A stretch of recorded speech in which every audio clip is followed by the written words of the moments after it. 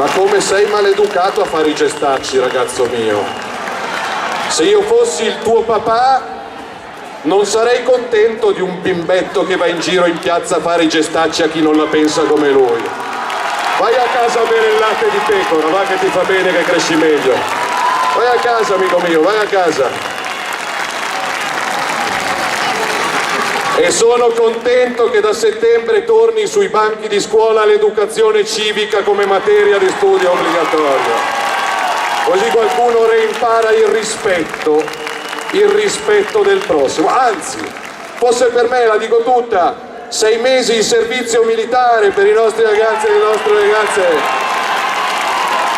per reimparare il sacrificio e la convivenza gli uni con gli altri, belli e brutti, ricchi e poveri. Male non farebbero, però è un'opinione mia.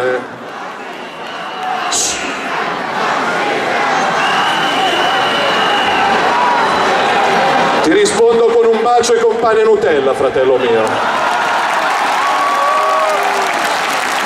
Un bacio e tanto pane e Nutella per te. E anche un bacio perugina, va. Oggi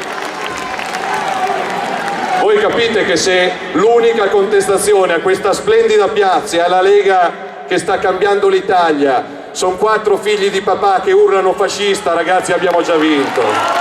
Abbiamo già vinto. Vi ringrazio perché date un senso a questa giornata, grazie, vi voglio bene. E magari vi invita Fazio o vi invitano a Sanremo l'anno prossimo, così vincete voi. Anche se fra voi e Itazenda preferisco Itazenda, se devo scegliere. Così, a occhio. Va bene così. Preferisco costruire, preferisco andare avanti e agli insulti si risponde col lavoro, con l'umiltà, con l'onestà e con la fatica, perché i pastori mi stanno insegnando che alle chiacchiere si preferisce la fatica e il lavoro. E quindi vi chiedo di dare voce alla Sardegna che non vuole regali, non vuole elemosina, vuole dignità, rispetto e lavoro.